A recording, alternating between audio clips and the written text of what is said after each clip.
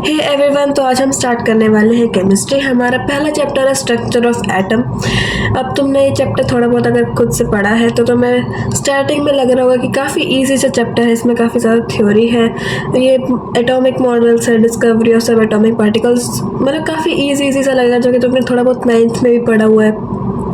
But क्या होगा, बीच में चैप्टर तुम्हारा एक अलग ही टर्न ले लेगा। अभी स्पेक्ट्रम पे पहुंच जाएगा, कभी ऑर्बिटल्स पे बात होगी, कभी एंगुलर मोमेंटम आती, तो इससे फिजिक्स ही इन्वॉल्व हो जाएगी, जो तुम समझते हो केमिस्ट्री तो भाई रिएक्शंस वगैरह होते हैं। इस पूरा ही अलग ही चैप्टर है। इसमें काफ़ी पॉइंट्स पे तुम्हें बहुत बोरिंग लगेगा क्योंकि काफ़ी सारी फॉर्मूले हैं, डेरिवेशंस हैं, बट हम काफ़ी स्लोली चलेंगे ताकि तुम्हें चीज़ें समझ आए और ज़्यादा बोरिंग ना लगे। स्टार्टिंग की थ्योरी इसमें इंटरेस्टिंग है, बीच में थोड़ा बहुत पोर्शन जो होता है वो थोड़ा सा बोरिंग हो जाता है और हैवी हो जाता है काफ़ी सारे, जब हम फॉर्मूले सेंटर करते हैं। बट अभी हम स्टार्ट करते हैं।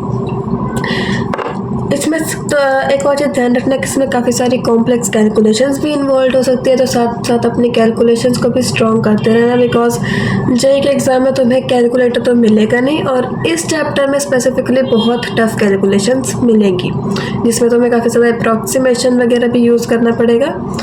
तो ये चैप्टर थोड़ा सा है टफ, मैथमेटिकली भी, समझने वाइज भी, बट हम स्लो चलेंगे और धीरे धीरे समझने की कोशिश करेंगे। तो स्टार्ट करते हैं डिस्कवरी ऑफ सब एटॉमिक पार्टिकल्स से। अब देखो क्या था, थोड़ा समय में पीछे चलते हैं। अब उस टाइम क्या था, अभी हमारे पास समझो कि कुछ नहीं पता कि एटम क्या है, इलेक्ट्रॉन क्या है, प्रोटॉन क्या है, हमें भी एटम का भी नहीं पता। तो सबसे पहले कौन आया, सबसे पहले आया जॉन डाल्टन। उसने अपने कुछ पॉस्टुलेट्स दिए, उसने एटम को समझने की कोशिश करी, उसने अपनी assumptions, अपने जो भी ओपिनियंस थे अबाउट एटम्स, उसने अपने पोस्टुलेट्स प्रेजेंट किए। उसने बताया कि उसके according atoms like indivisible particles होते हैं। तो और भी उसने ऐसे कुछ पोस्टुलेट्स दिए थे, जिसमें से काफ़ी सारे पोस्टुलेट्स गलत भी थे, क्योंकि सबसे बड़ा गलत पोस्टुलेट यही था कि एटम्स इनडिविजिबल नहीं होते, क्योंकि उसके बाद डिस्कवरी हुई सब एटॉमिक पार्टिकल्स की। सब एटॉमिक पार्टिकल्स क्या होते हैं, जो एटम के अंदर पाए जाए, एटम से भी कुछ छोटा, एटम को भी जिस चीज़ में तुम और तोड़ सको, तो ये एटम के अंदर पार्टिकल्स होते हैं। इन्हीं से मिलकर एटम हमारा पूरा बनता है। तो सब एटॉमिक पार्टिकल्स तुम्हें ऑलरेडी पता है, इलेक्ट्रॉन, प्रोटॉन, न्यूट्रॉन। क्या सिर्फ यही होते हैं? नहीं, और भी होता है। एंटी प्रोटॉन भी होता है, ग्रेविटॉन, ग्रेविटॉन तो थोड़ा, वो भी थोड़ा थ्योरेटिकल है, उसका कोई प्रूफ नहीं है। म्यूऑन्स होते हैं, न्यूट्रिनो, ऐसे काफ़ी सारे होते हैं, ठीक है। हमने जो पढ़ने हैं वो भी हमने 3 ही पढ़ने हैं, जो कि फंडामेंटल होते हैं। मेन जो हम कहें तो मेन 3 होते हैं, मेन फंडामेंटल, सब एटॉमिक पार्टिकल्स, इलेक्ट्रॉन्स, प्रोटॉन्स और न्यूट्रॉन्स। तो सबसे पहले आती है इलेक्ट्रॉन्स की डिस्कवरी। तो उस टाइम क्या था, साइंटिस्ट जो थे, एक नहीं बट बहुत सारे, लाइक पूरा वर्ल्ड वाइड साइंटिस्ट में चल ही रहा था कुछ ना कुछ डिस्कवर करने के, लाइक वो वर्क कर रहे थे सभी इसी चीज़ पे। तो क्या था कि जे थॉमसन ने एक एक्सपेरिमेंट करना था अबाउट गैसेस का इलेक्ट्रिसिटी कंडक्ट कर सकते हैं, ठीक है। तो जे थॉमसन का ये था कि उसको ये फाइंड आउट करना था कि क्या गैसेस कंडक्ट कर सकती है इलेक्ट्रिसिटी अगर हम कुछ स्पेसिफिक कंडीशंस उसको प्रोवाइड करते हैं, जैसे हम प्रेशर को बहुत लो कर दें और उसको हाई वोल्टेज प्रोवाइड करें। क्या ऐसी कंडीशंस में गैसेस इलेक्ट्रिसिटी कंडक्ट करेगी? तो उसका मेन मोटिव ये था। अभी जो कैथोड जो तुम ये देख रहे हो, जो उसने यूज़ करा है, ये इसने इन्वेंट नहीं करा था, ठीक है। ये जो एक्सपेरिमेंट का सेटअप है, ये पहले से यूज़ होता आ रहा था। ये और भी साइंटिस्ट थे जिन्होंने ये यूज़ करा था अलग अलग एक्सपेरिमेंट्स के लिए। इसने भी इसको यूज़ करा था अपने एक अलग एक्सपेरिमेंट के, जिसमें उसको गैसेस की कंडक्टिविटी चेक करनी थी। ये एक्सपेरिमेंट के ऑब्जर्वेशन में उसने एक नेगेटिवली चार्ज पार्टिकल की डिस्कवरी कर दी थी। तो मतलब इसमें अकेला जे थॉमसन तो इन्वॉल्व नहीं है, और भी बहुत सारे साइंटिस्ट हैं, सबका एक कलेक्टिव एफर्ट है। बट हम मेन यहाँ पे कंट्रीब्यूशन जे थॉमसन को देते हैं, बिकॉज मेनली स्टडी का नेगेटिवली चार्ज पार्टिकल्स की जो मेन स्टडी थी वो जे थॉमसन ने करी थी एक्सपेरिमेंट में, और भी लोग इन्वॉल्व थे।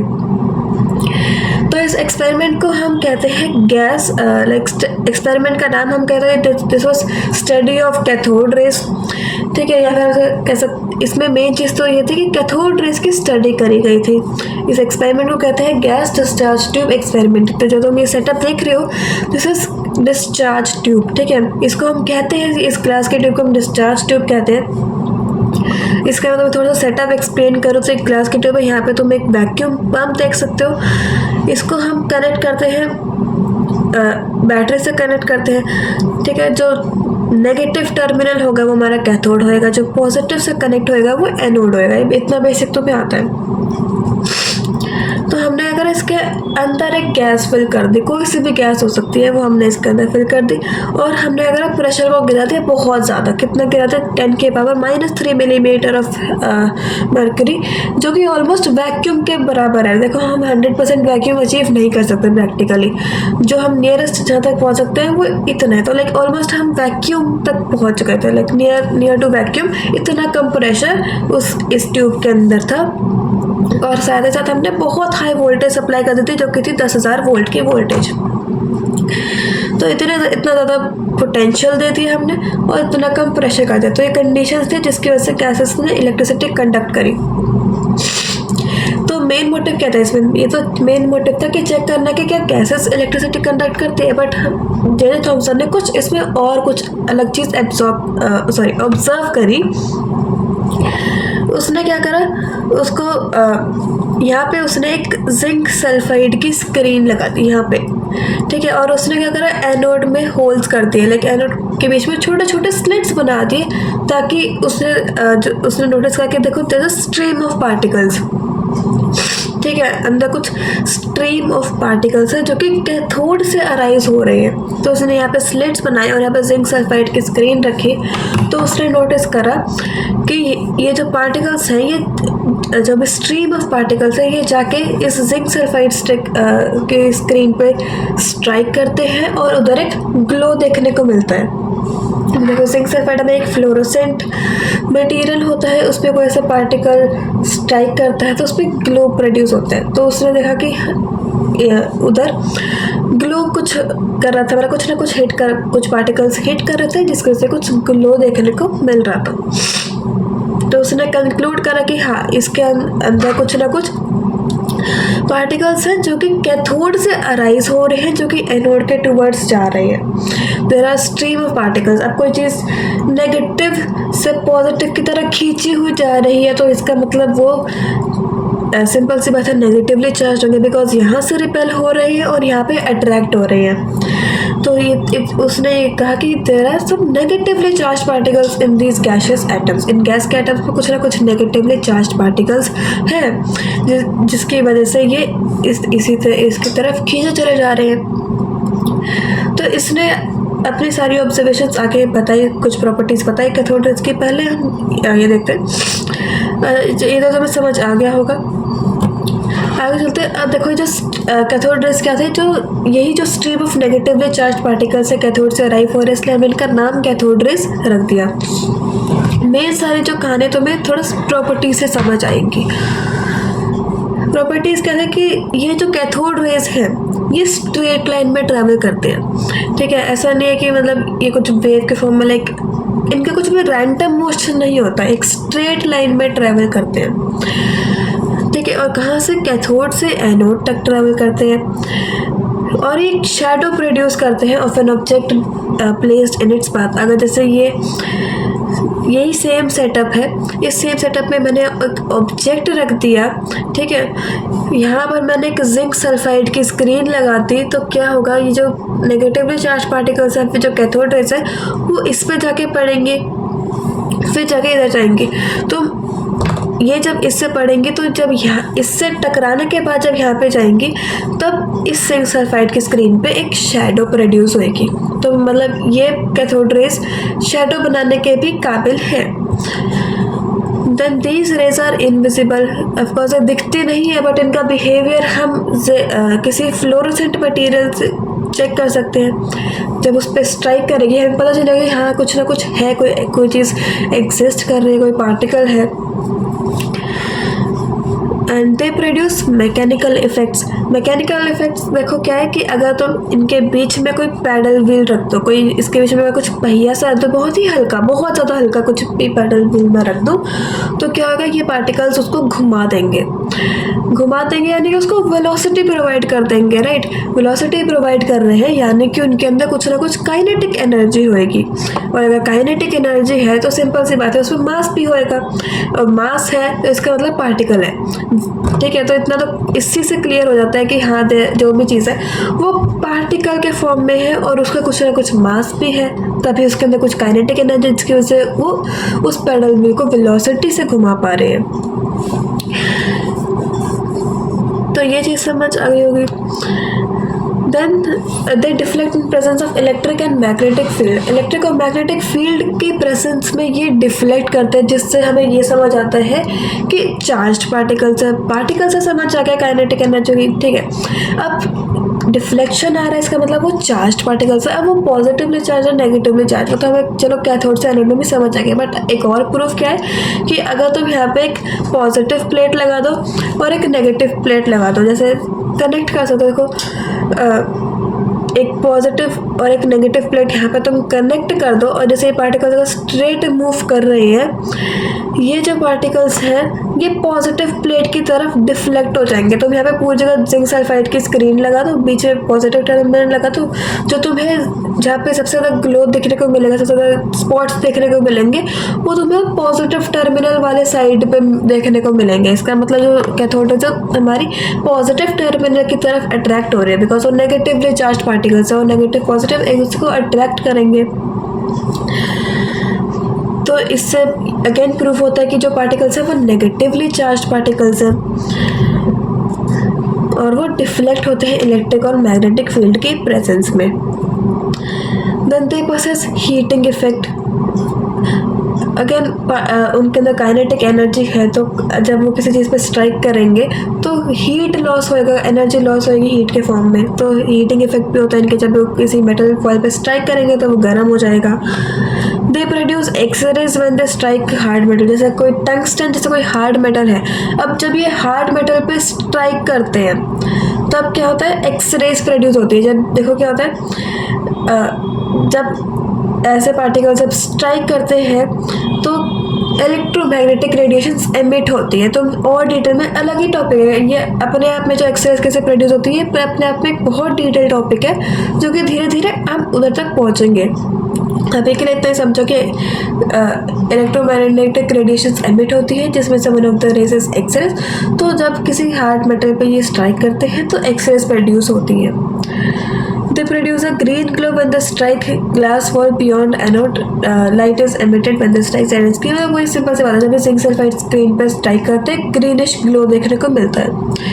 They penetrate through thin sheets of aluminum and other metal. जैसे एल्यूमिनियम कोई और मेटल है, उसकी अगर कोई बहुत पतली शीट ले ले तो उसके आर पार जा सकता है।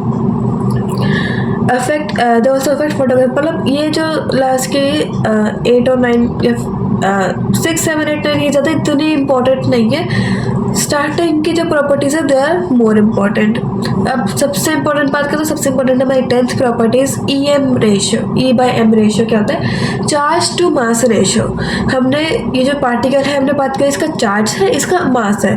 अब वही चार्ज और अपॉन मास वो रेशियो जो है वो कितना है, और क्या वो सब गैसेस के लिए सेम है, बिकॉज सब गैसेस का चार्ज अलग हो सकता है, सब गैसेस का मास अलग हो सकता है, उनके पार्टिकल्स अलग होंगे, तो क्या वो सेम होएगा हर गैस के लिए, तो वही हमें फाइंड करना है। ये जो E/M रेशियो होता है ये हर गैस के लिए सेम होता है, इररिस्पेक्टिव ऑफ गैस यूज्ड और the nature of electrons.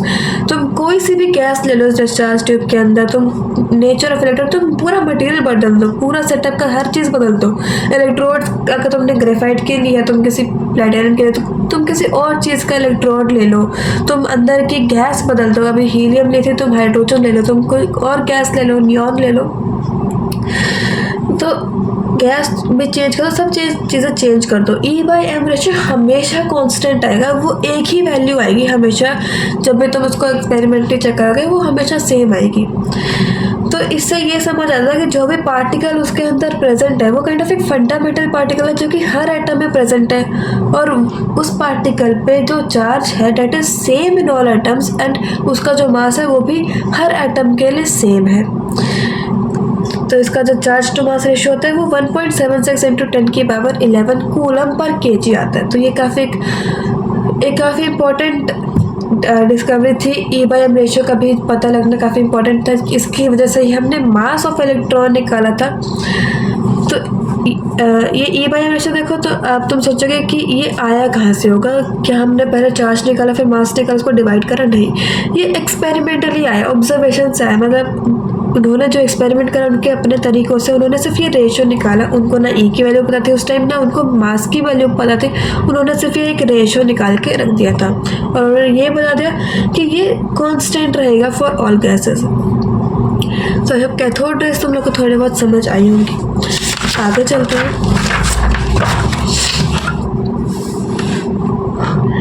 Properties of electron पे आते हैं। देखो क्या अब प्रॉपर्टीज़ में बेसिकली चार्ज और मास की ही बात करेंगे। अब ये जो चार्ज था ये कैसे डिस्कवर हुआ, ये भी अपने आप में ही अलग ही टॉपिक है जो तुमने नहीं पढ़ना है, तुम्हारे सिलेबस का पार्ट नहीं है। सिर्फ इतना जान लो कि मिलिकन नाम के एक साइंटिस्ट थे, उन्होंने एक ऑयल ड्रॉप एक्सपेरिमेंट करा था जिधर से उन्होंने चार्ज फाइंड करा इलेक्ट्रॉन का। इसमें क्या है, थोड़ा मैग्नेटिक्स के कंसेप्ट भी लगने हैं, तो वो तुम्हारे इसको तुमने छोड़ दो, इसमें दिमाग नहीं मारना। इसमें सिर्फ ये याद रखना कि हाँ इस साइंटिस्ट ने इस एक्सपेरिमेंट से ये वैल्यू फाइंड करी थी, वैल्यू याद रखनी है। यूजुअली 1.6 लेते हैं बट ज़्यादा एक्यूरेट है, -1.6 022 इंटू 10⁻−19 कूलम। तो ये एग्जैक्ट वैल्यू है चार्ज की। इलेक्ट्रॉन पे इतना चार्ज है, इसको हम कहते हैं 1 यूनिट नेगेटिव चार्ज। तो ये मैग्नीट्यूड जो तुम्हें दिख रहा है ना, इसको हम यूनिट चार्ज कहते हैं। 1 यूनिट हमने कहते हैं कि इतना होता है, तो अगर 2 यूनिट बोले तो 3.2 हो जाएगा इंटू 10⁻−19। तो ये 1 यूनिट नेगेटिव चार्ज है, और इसको स्मॉलेस्ट एग्जिस्टिंग चार्ज भी कहते हैं कि सबसे छोटा चार्ज यही है जो कि इलेक्ट्रॉन पे होता है। अच्छा, इलेक्ट्रॉन जो जे थॉमसन ने इलेक्ट्रॉन का नाम डिस्कवर नहीं करा था, इलेक्ट्रॉन का नाम किसी स्टोनी नाम के एक साइंटिस्ट थे उन्होंने करा था। जे थॉमसन ने सिर्फ ये बताया था कि एटम्स के अंदर कुछ नेगेटिवली चार्ज पार्टिकल्स भी होते हैं।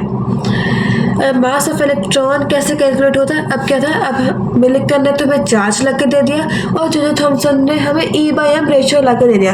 तो क्या हम सब्स्टिट्यूट करके मास की वैल्यू नहीं निकाल सकते? निकाल सकते।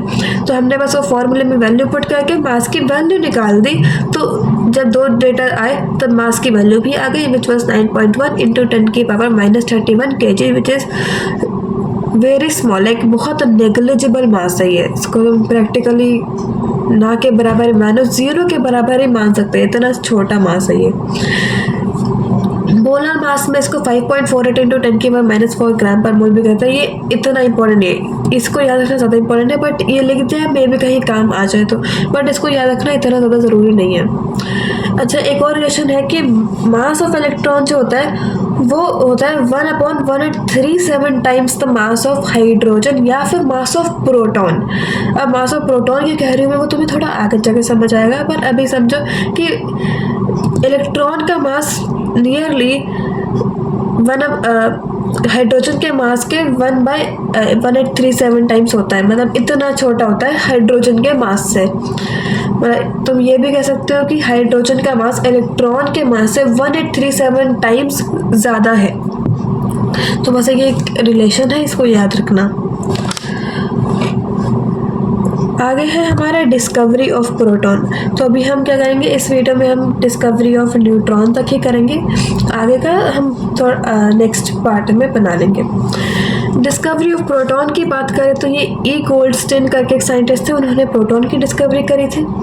इसको हम स्टडी ऑफ एनोड रेज कहते हैं। इधर सेम सेटअप है, सेम एक्सपेरिमेंट है, बट इन्होंने क्या सोचा, इन्होंने कहा कि अगर जे थॉमसन कह रहे हैं कि कुछ एटम में एक नेगेटिवली चार्ज पार्टिकल प्रेजेंट है, तो उस एटम को स्टेबल रखने के लिए कुछ पॉजिटिव चार्ज होना भी ज़रूरी है, तभी तो दोनों बैलेंस आउट करेंगे, because atom is electrically neutral. तो कुछ पॉजिटिव भी होना चाहिए। तो उसी को फाइंड आउट करने के लिए इसने क्या करा, इसने कैथोड में ऐसे होल्स बना दिए, स्लिट कर दिए, परफोरेटेड कैथोड यूज करे, परफोरेटेड जिसके अंदर कुछ होल्स हो, तो इसने होल्स बना दिए। अब वही सेम एक्सपेरिमेंट रिपीट करा इसने, और इधर क्या अब कैथोड के पीछे इसने क्या करा, जिंक सल्फाइड की स्क्रीन लगा दी। पहले यहाँ थी, अब यहाँ लगा दी। अब किसने क्या ऑब्जर्व किया कि इसने ऑब्जर्व किया कि यहाँ पर भी ग्लो आ रहा है, यानी कि एनोड से भी कुछ ना कुछ पार्टिकल्स ट्रेवल कर रहे हैं कैथोड के टुवर्ड्स, और अगर कोई चीज़ एनोड से कैथोड के टुवर्ड्स ट्रैवल कर रही है यानी कि दे आर पॉजिटिवली चार्ज्ड। तो इधर से ही डिस्कवरी हुई प्रोटॉन्स की, पॉजिटिवली चार्ज पार्टिकल्स की। तो क्या प्रॉपर्टीज थी, इनको कैनाल रेज भी कहते हैं, जो एनोड रेज है इनको कैनाल रेज भी कहते हैं। ये एनोड से ओरिजिनेट होती है, ठीक है। दे ट्रैवल, देखो तुम सोचोगे एनोड से ही, एनोड से कैसे आया, देखो इसके अंदर तो जो भी है गैस फिल्ड है। अब गैस इतनी ज़्यादा हाई वोल्टेज है। अब देखो इस एक्सपेरिमेंट में स्पेसिफिकली थोड़ा सा प्रेशर बढ़ा दिया था, तो मतलब इसमें इतना बढ़ा दिया, बट वो चाहिए, हमारा मेन कंसर्न है, मेन चीज़ है कि इसमें जैसे इलेक्ट्रॉन्स निकले हैं तो बीच में कुछ ना कुछ न्यूक्लियस भी तो बच गया होगा। अब गैस से इसमें भरी पड़ी है, जब तुमने देखा कि नेगेटिवली चार्ज पार्टिकल्स निकल गए, कुछ आयनाइजेशन अगर हुई है, कुछ नेगेटिवली चार्ज पार्टिकल्स निकले हैं और जो कैथोड के फॉर्म में जो ट्रेवल कर रहे हैं एनोड के टुवर्ड्स, तो बचा क्या होगा, बचा बीच में न्यूक्लियस बचा होगा। न्यूक्लियस क्या होता है, तुम्हारा पॉजिटिवली चार्ज होता है। तो वो जो पॉजिटिवली चार्ज न्यूक्लियस है वो भी ऐसे स्ट्रीम ऑफ पार्टिकल्स की तरह इधर कैथोड के टुवर्ड्स आ गए, ठीक है। अब तो मैं थोड़ी सी क्लैरिटी आई होगी कि पॉजिटिवली चार्ज कैसे, मतलब प्रोटॉन्स का एटम में से निकल गए कैसे, हो कैसे भाग गए, ऐसा नहीं होता। न्यूक्लियस ही, यहाँ पे न्यूक्लियस को ही कह रहे हैं पॉजिटिवली चार्ज, ठीक है। न्यूक्लियस जो होल वो पॉजिटिवली चार्ज होता है, न्यूक्लियस में तुम्हारे प्रोटॉन्स निकल के बाहर नहीं आ जाएंगे।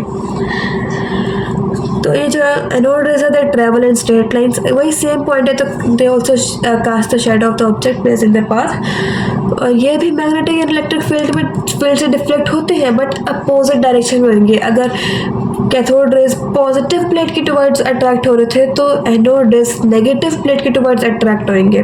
इसका मतलब है चार्ज भी अपोजिट है, यानी कि ये नेगेटिवली चार्ज की जगह पॉजिटिवली चार्ज पार्टिकल्स हैं। They also have kinetic energy, और ये भी हीटिंग इफेक्ट प्रोड्यूस करते हैं, ये भी व्हील को घुमा सकते हैं। E/m रेशियो इनका छोटा होता है इलेक्ट्रॉन से। कैसे, अब यह थोड़ा सा तुम्हें समझो, E/m रेशियो इनका इलेक्ट्रॉन से छोटा कैसे हो सकता है। क्या होता है ना, देखो दोनों का चार्ज सेम है, ठीक है, दोनों का ही चार्ज 1.6 इंटू 10⁻⁻19 कूलम है। यहाँ पे हम मैग्नीट्यूड की बात करेंगे, साइन भूल जाओ अभी के लिए। दोनों का ही चार्ज सेम है, ठीक है। तो हम किसको कंपेयर करेंगे, दोनों के मासेस को कंपेयर करेंगे, है ना। देखो मासेस क्या, दोनों डिनोमिनेटर में है। अब इतना बेसिक मैथ्स तुम्हें आता है कि डिनोमिनेटर जितना छोटा होता है नंबर उतना बड़ा होता है, रेशियो उतनी बड़ी हो जाती है, और जितना छोटा जितना बड़ा डिनोमिनेटर होता है उतनी ही छोटी रेशियो होती है। तो इलेक्ट्रॉन्स का मास बहुत कम होता है एज कम्पेयर टू प्रोटॉन्स का मास। प्रोटॉन का मास 1.37 टाइम्स ज़्यादा होता है इलेक्ट्रॉन के मास से। तो मास किसका ज़्यादा है, प्रोटॉन का मास ज़्यादा है। तो जो चीज़ डिनोमिनेटर में है अगर वो ज़्यादा है तो रेशियो तुम्हारी छोटी हो जाती है। तो E/m रेशियो तुम्हारा छोटा आएगा इलेक्ट्रॉन के कंपैरिजन में। बेसिक मैथ्स है इसमें। अनलाइक कैथोड रेज, इनका E/m रेशियो डिपेंड करता है नेचर ऑफ गैस पे। तुम गैस बदलते तुम्हारा E/m रेशियो बदल जाएगा। अब क्यों, इलेक्ट्रॉन्स के केस में क्यों नहीं बदला, प्रोटॉन्स के केस में कैसे बदल गया। तो सिंपल, यहाँ पे देखो क्या है, इलेक्ट्रॉन्स जो थे तुम्हारे निकल के बाहर जाते हैं, प्रोटॉन्स निकल के बाहर नहीं जाते। प्रोटॉन्स न्यूक्लियस में होते हैं। यहाँ पर if you change the gas your nucleus will change, but if you change the gas electrons तो वही रहेंगे ना। इलेक्ट्रॉन्स चेंज नहीं होते, इलेक्ट्रॉन्स अलग अलग नहीं होते, प्रोटॉन्स भी अलग अलग नहीं होते, बट न्यूक्लियस तो अलग होएगा ना। देखो एक एटम के अंदर अलग अलग न्यूट्रॉन्स हो सकते हैं, अलग नंबर ऑफ न्यूट्रॉन्स हो सकते हैं ना। तो यहाँ पर न्यूक्लियस चेंज हो रहा है विद एवरी गैस, तो इसलिए यहाँ पर हम कहते हैं E/m रेशियो सेम नहीं होता। बिकॉज यहाँ पर प्रोटॉन एक अकेला हिस्सा नहीं है, उसके साथ कुछ ना कुछ न्यूट्रॉन्स भी हैं। चार्ज तो उतना ही रहेगा, बट जो मास की हम बात करें नेगेटिवली चार्ज, वो न्यूट्रॉन्स का मास भी ऐड हो जाता है। और हर गैस का मास अलग होगा, है ना। हर गैस में जो मास है वो प्रोटॉन प्लस जो न्यूट्रॉन जो मास आएगा वो अलग आएगा। तो इसलिए for this reason E/m ratio is always different when it comes to positively charged particles, यानी कि प्रोटॉन्स तो नहीं कहना चाहिए बट न्यूक्लियस कहना चाहिए। तो इतना है कि बस इनके जो एनोडेशन के लिए E/m रेशियो तुम्हारा सेम नहीं रहेगा। और मैक्सिमम कब होएगा, when we are talking about hydrogen. Hydrogen में क्योंकि मास सबसे कम होता है, मिनिमम मास हाइड्रोजन का होता है। हाइड्रोजन का मास कितना, देखो हम देखें तो इसका एटॉमिक नंबर भी 1 होता है, इसका मास नंबर भी 1 ही होता है। बाकी सब में बाकी सब में इंक्रीज हो जाता है, मतलब सबसे कम हाइड्रोजन में है। तो डिनोमिनेटर जितना छोटा है उतना बड़ा रेशियो हमने बात करी थी। तो फॉर द सीजन इसका E/m रेशियो सबसे ज़्यादा होएगा। मैक्सिमम E/m रेशियो हाइड्रोजन का होता है which is 9.58 into 10⁻7 coulomb per KG. इसको वैल्यू याद रखनी चाहती है बट ये ना मैक्सिमम हाइड्रोजन का होता है। फिर हम बात करें प्रॉपर्टीज़ ऑफ प्रोटॉन की, तो इनका चार्ज होता है 1.6 इंटू 1 पॉजिटिव 1.6022 इंटू 10⁻⁻19 कूलम, और मास उसका होता है 1.67 इंटू 10⁻⁻27 kg। मतलब बड़ा मास है। इलेक्ट्रॉन से कंपेरिजन में it's a big mass and this is defined as 1 AMU।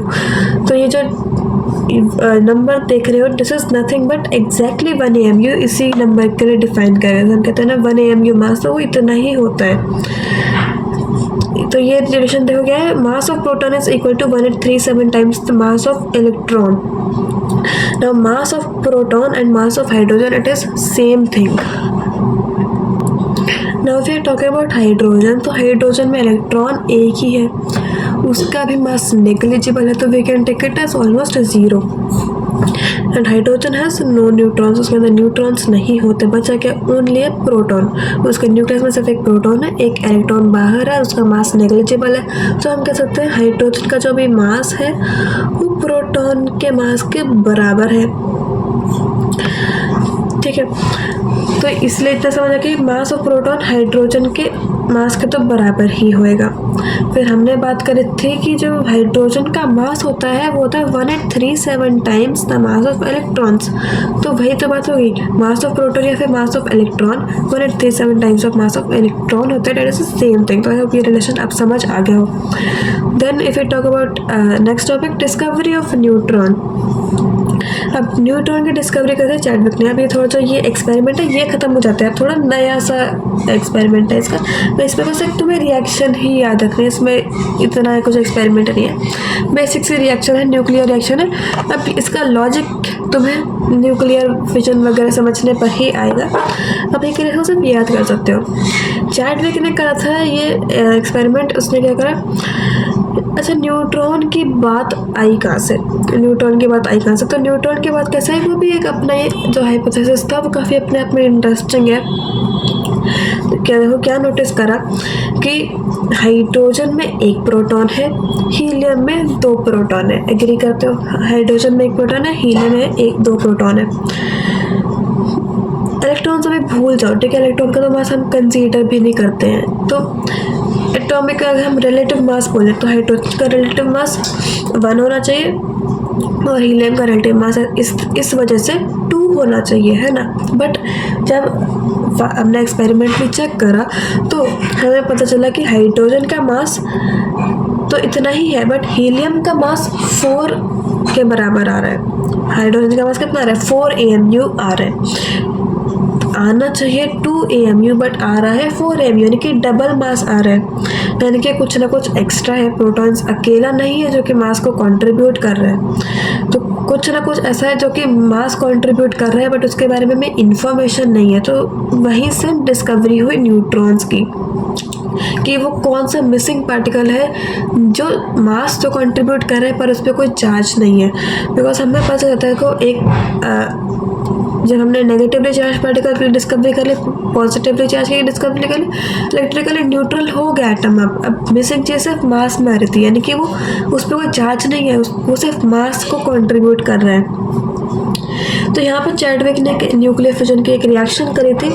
उसने बेरिलियम 9 लिया, ठीक है, बेरिलियम 9 के न्यूक्लियस से उसने उस पर क्या करा, उसने बम्बार्ड कर दिया अल्फा पार्टिकल, ठीक है। तो उसने अल्फा पार्टिकल बम्बार्ड किया, उसको अब कुछ नया एलिमेंट मिला, कुछ नया न्यूक्लियस बना, उसको कार्बन 6 मिला। तो ये जो कार्बन 12 है उसको कार्बन 12 मिला, और साथ में एक न्यूट्रॉन मिला, साथ में क्या मिला, एक न्यूट्रॉन मिला। अब ये कैसे पता चल, देखो क्या था, जब ये रिएक्शन हो रही थी उसने चेक करा कि जो ये पार्टिकल एमिट हो रहे हैं, न्यूट्रॉन जो एमिट हो रहे हैं, उस क्या वो डिफ्लेक्ट हो रहे हैं in the presence of magnetic and electric field. उसने इलेक्ट्रिक मैग्नेटिक फील्ड लगा रखे थे इस रिएक्शन के टाइम पे। जब उसने देखा कि जो ये अनचार्ज जो ये पार्टिकल्स हैं, मेन चीज़ थी कि इसको चेक करना कि ये मास तो कंट्रीब्यूट करेगा, पर ये क्या चार्ज भी कंट्रीब्यूट कर रहे हैं या नहीं। तो उसके लिए डिफ्लेक्शन चेक करी, अब डिफ्लेक्शन नहीं आई, ठीक है, ये पार्टिकल्स डिफ्लेक्ट नहीं करे इलेक्ट्रिक और मैग्नेटिक फील्ड में, इसलिए कह दे कि ये अनचार्ज पार्टिकल्स हैं। अब यहाँ पे एक और क्वेश्चन अराइज होता है जो कि मेरे मन में आया था कि हम कैसे श्योर हो सकते हैं कि जो पार्टिकल्स एमिट हुए हैं, जो स्ट्रीम ऑफ पार्टिकल्स एमिट हुई हैं, जो रेज के फॉर्म में हुई हैं, क्या ये कैसे कह सकते हैं कि भाई ये न्यूट्रॉन्स ही हैं and they are not gamma rays. Gamma rays भी तो हो सकती है, because they were highly penetrating, they were not deflected in the magnetic and electric fields, जो कि same goes with gamma rays. Gamma भी they are undeflected, they are highly penetrating, तो they could be gamma rays as well. But क्या होता है, ये जो particles थे they were able to induce nuclear reactions, but gamma rays they are not capable of inducing nuclear reactions. तो यही difference है इन दोनों के बीच में। जैसे ही समझ आए कि हाँ these are not also gamma rays, कुछ अलग ही पार्टिकल्स है which are neutrons. Property of neutrons कहते हैं, this is the last topic जो कि हम करने वाले हैं। एटॉमिक मॉडल्स वगैरह जो भी आगे की चीज़ें वो नेक्स्ट वीडियो से स्टार्ट करेंगे। प्रॉपर्टीज ऑफ न्यूट्रॉन्स में क्या था, मास हमने फाइंड आउट कर दिया कि इसका जो मास था वो अगेन प्रोटॉन के मास के बराबर ही आया था, which was 1 AMU। E/m ratio इसका 0 था। अब 0 कैसे था, बिकॉज उस पर कोई चार्ज ही नहीं है। जब कोई चार्ज नहीं है तो मास कितना भी हो, न्यूमरेटर 0 है तो ओवरऑल रेशियो भी हमारी 0 हो जाती है। And these are not affected by electric and magnetic field. तो इसकी वजह 3 प्रॉपर्टीज थी मेन, तो इसकी ये 2 ही है, मास और E/m रेशियो। तो यहाँ पे ये ख़त्म होता है। आई होप तुम्हें ये थ्योरी समझ आई होगी, कहानी के फॉर्म में कुछ ना कुछ दिमाग में घुसी होगी।